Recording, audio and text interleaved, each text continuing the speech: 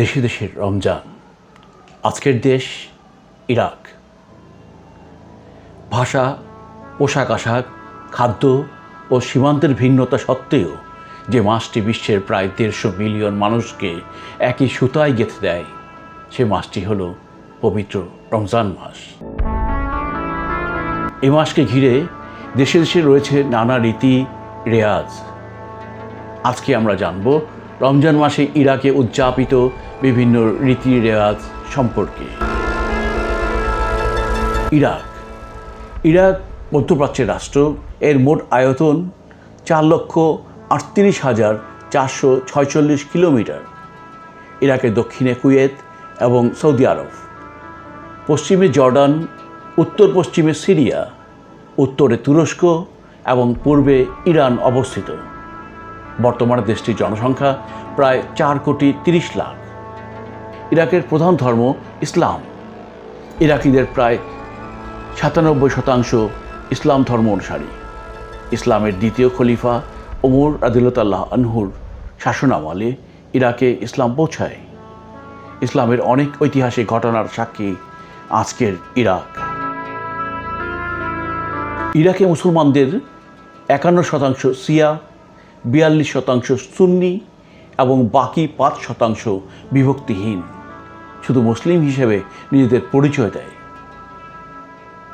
Iraq থেকে মার্কিন সৈন্যরা চলে যাওয়ার পরই দেশটি শিয়া আর সুন্নি সম্প্রদায়ের মধ্যকার চরম বৈরিতা প্রকট আকারে ধারণ করলেও বর্তমানে তারা সহ অবস্থানে রয়েছে। ইরাকে রমজান মাসকে স্বাগত জানানো হয় তোপধ্বনির মাধ্যমে। এই সংস্কৃতি তারা গ্রহণ করেছে তুর্কিদের কাছ থেকে। রমজানে ইরাকের ঐতিহ্য হলো আত্মীয় স্বজনদের বাড়ি বেড়াতে যাওয়া। এ সময় তারা পরস্পরকে উপহার দেয়। ইরাকিরা খোলা ছাদে বা বাড়ির সামনে খোলা প্রাঙ্গণে বসে ইফতার করতে পছন্দ করে। এটা ইরাকের একটি নিজস্ব সংস্কৃতি। খাবার দাবারের জন্য দুনিয়া জুড়ে সুনামের অধিকারী এই দেশটিতে রমজানের খাবার থাকে নানা বৈচিত্র্য। সাহারির সময় সাধারণত তারা মাখন দিয়ে রুটি আর শশা খেয়ে থাকে। সঙ্গে থাকে বিশেষ ধরনের শরবত, যা তারা ইফতার সাহারি উভয় সময় পান করে। বেশিরভাগ ইরাকি গরু, মহিষ কিংবা ছাগলের দুধ পান করে রোজা ভাঙার সময়।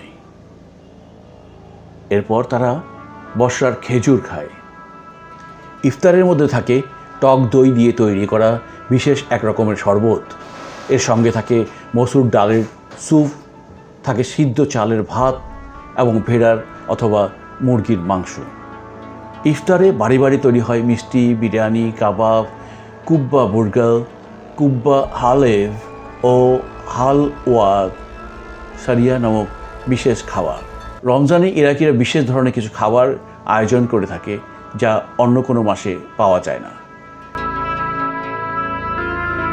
যুদ্ধবিধ্বস্ত ইরাকে এখন আর রমজান আগের মতো জৌলুস নেই।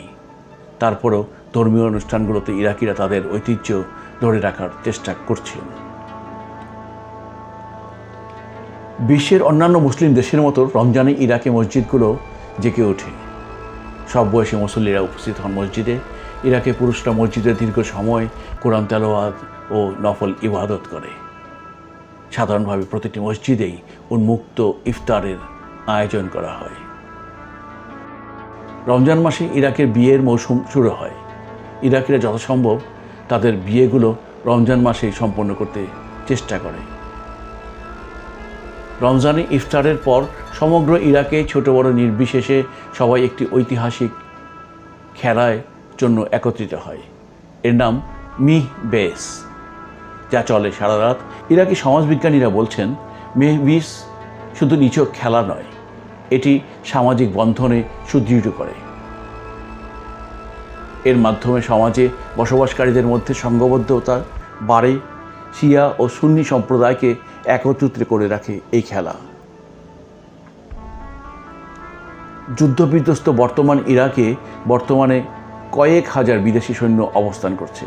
তারপরেও রমজানের এই শুভ মাসে আমরা সবাই চাই বিশ্বব্যাপী যুদ্ধের দামামা বন্ধ হোক, পৃথিবী আবার সুস্থ হয়ে উঠুক, ফিরে আসুক সব সুন্দর ও ঐতিহ্যমণ্ডিত সব রীতিনীতি। দেশে দেশে নিজেদের মতো করে সবাই পালন করুক রমজানের মাহাত্ম্য ও তাৎপর্য।